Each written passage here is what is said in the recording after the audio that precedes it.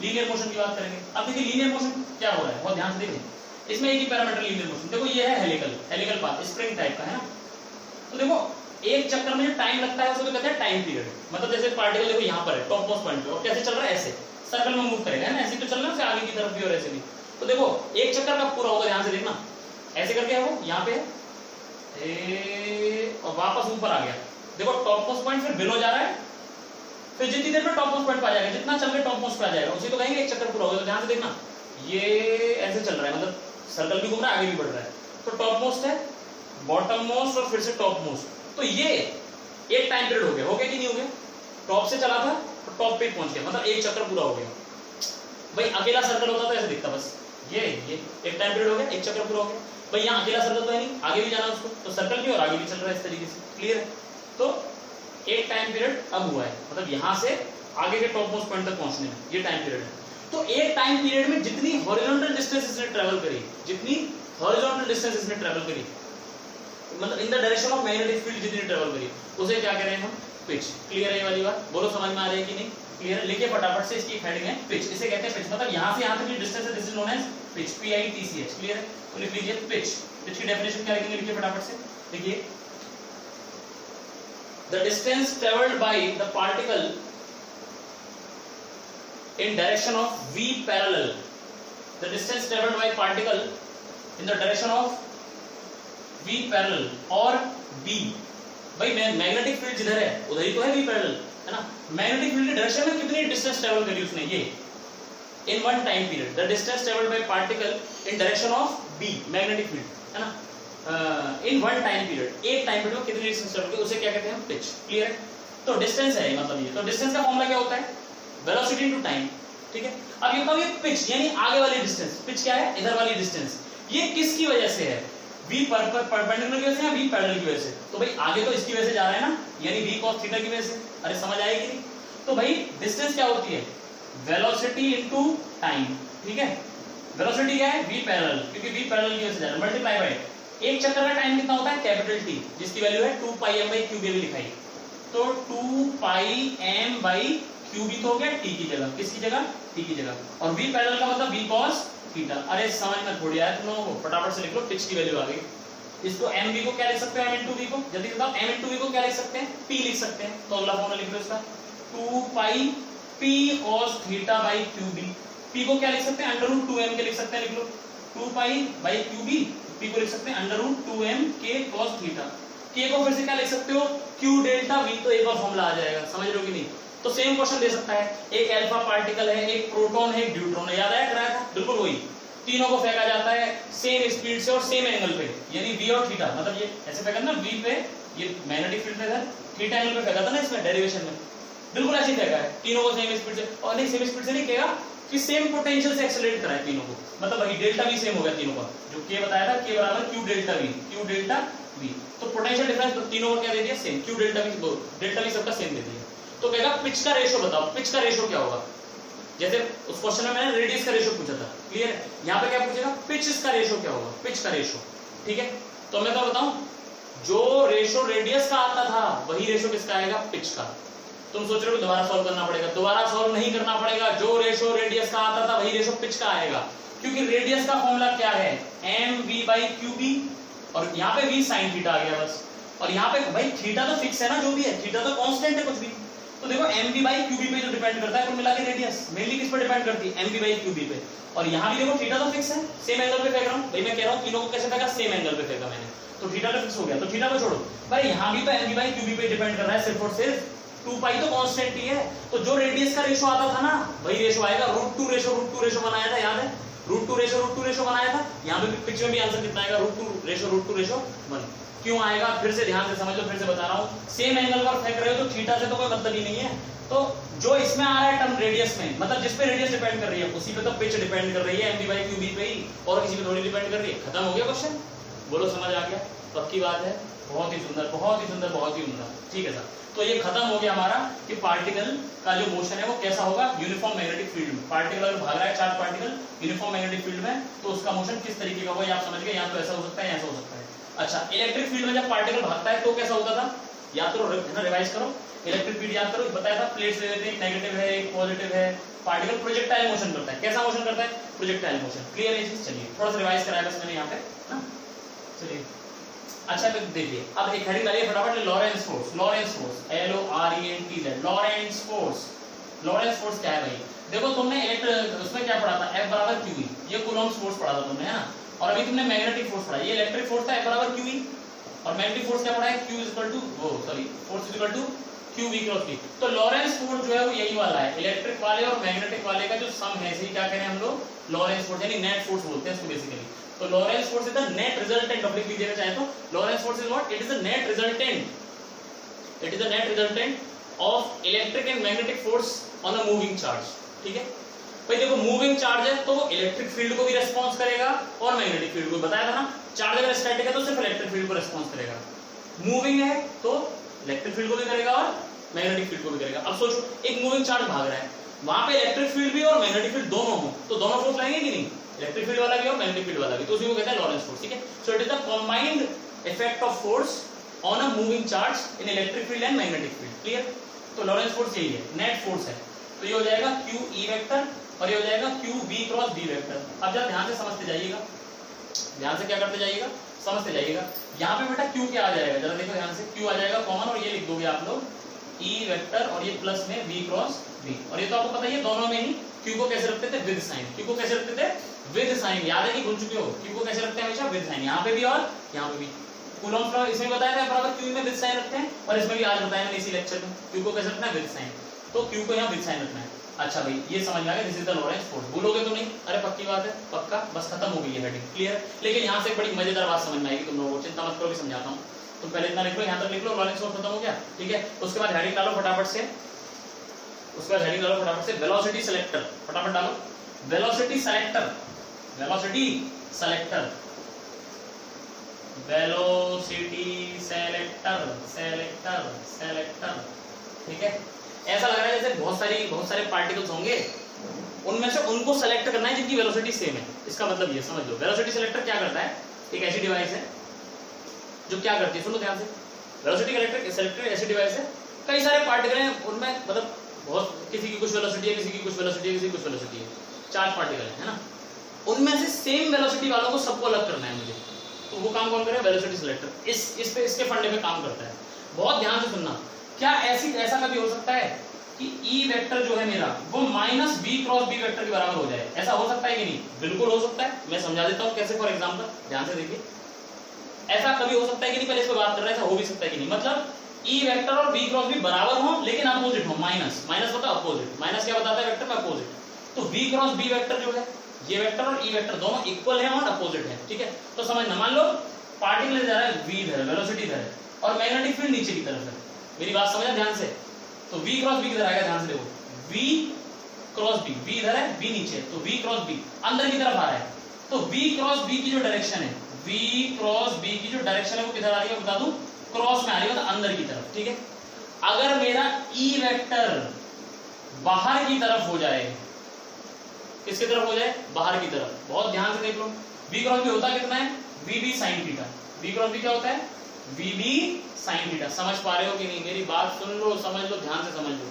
VB sin theta. ठीक है, इस केस में मैंने थीटा कितना लिया? बहुत ध्यान से बताना, इस केस में थीटा कितना लिया? 90 डिग्री। तो मैं 90 रख दूं, 1 आ गया। sin 90 कितना आ गया? 1। पक्की बात है, VB आ गया कि नहीं? एक्चुअली मुझे बस यही केस पढ़ना है, V और B कैसे एक दूसरे के परपेंडिकुलर। आप ये भी सोच सकते हो सर V को और B को ऐसे क्यों नहीं लिया? B धर लो, B धर लो। ये केस मुझे पढ़ने नहीं है ना, मेरे सिलेबस में नहीं, तो मैं क्या करूं? मेरी बात समझ में आ रही है क्या कहना चाह रहा हूं मैं क्यों पढ़ूं? बात समझ में आ गई?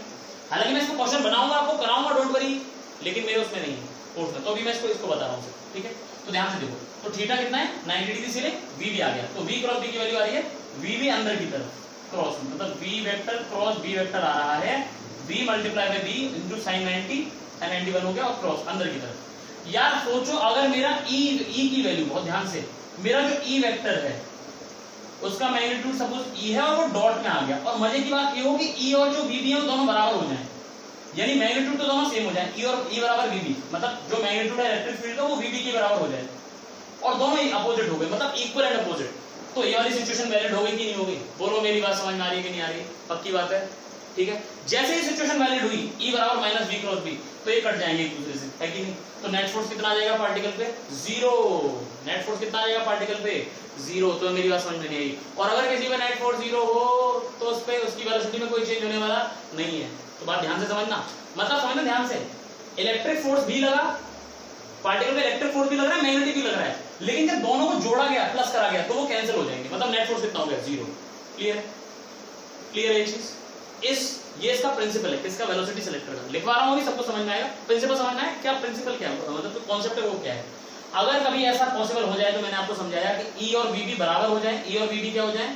बराबर हो जाए और अपोजिट हो जाए, तो इस पार्टिकल में कितना फोर्स रहेगा?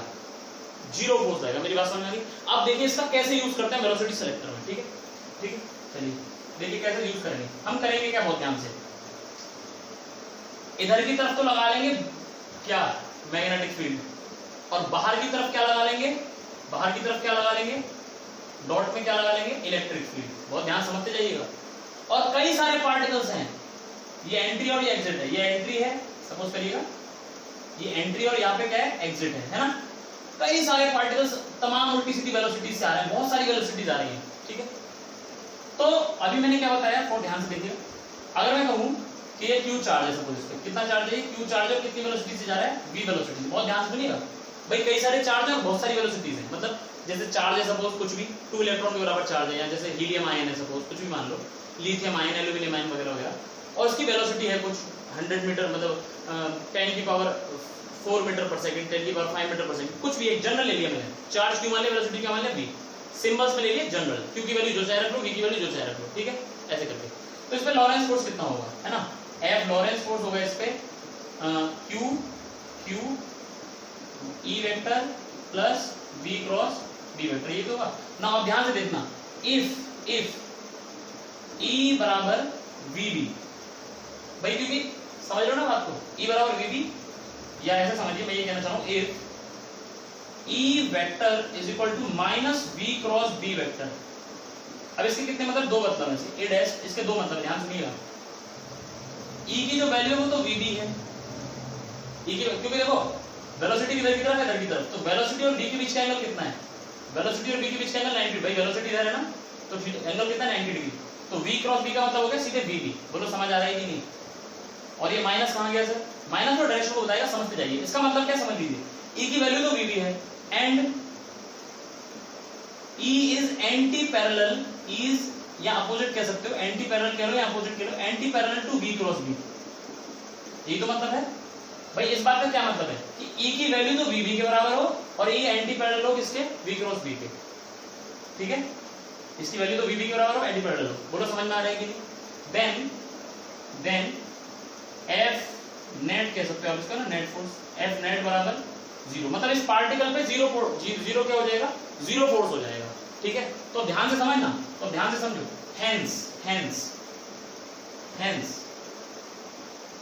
If velocity of particle is a, अगर वेलोसिटी पार्टिकल की, पहला केस क्या है? E अपॉन B के बराबर है। देखो वेलोसिटी किसके बराबर आ जाएगी? यहां से E upon B, E upon B के बराबर है। अगर वेलोसिटी E अपॉन B के बराबर हो गई, किसके बराबर हो गई? E अपॉन B के बराबर, then F net is equal to 0। अरे बोलो समझ आया कि नहीं आया, है ना? इसका मतलब क्या है? Particle goes undeviated. भाई नेट फोर्स 0 तो पार्टिकल सीधे निकल जाएगा। कैसे निकल जाएगा? पार्टिकल गोज अनडेविएटेड, सीधे निकल जाएगा। बहुत ध्यान से सुनते जाइएगा मेरी बात। ठीक है, क्लियर है चीज? ठीक है, अच्छा और ध्यान से देखते जाइए। बी पार्ट क्या है? बी केस क्या है? अगर वेलोसिटी E अपॉन B के बराबर नहीं है, मतलब ये वाली कंडीशन सेटिस्फाइड नहीं है, सुन लीजिए, अभी लिख लीजिएगा बाद में, सेटिस्फाइड नहीं है अगर सिचुएशन, तो क्या होगा? देन F नेट 0 नहीं होगा, मतलब इसमें नेट फोर्स लगेगा। अगर नेट फोर्स लगेगा तो पार्टिकल डाइवर्ट हो जाएगा, है ना? पार्टिकल इज डाइवर्टेड,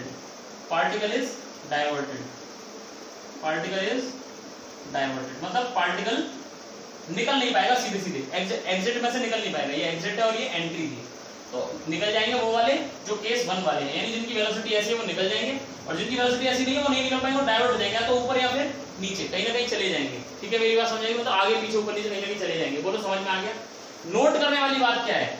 इस डायरेक्शन की बात, जैसे ये वाली बात जो है b = E अपॉन b और ये नहीं है, ये तो मैंने इस पॉइंट से ली।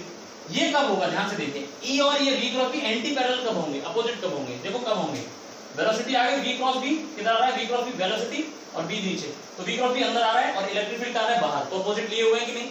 तो ध्यान देने वाली बात क्या है, वेलोसिटी x डायरेक्शन में, मैग्नेटिक फील्ड y में और इलेक्ट्रिक फील्ड z में, यानी तीनों एक दूसरे के कैसे हैं, परपेंडिकुलर। क्लियर है।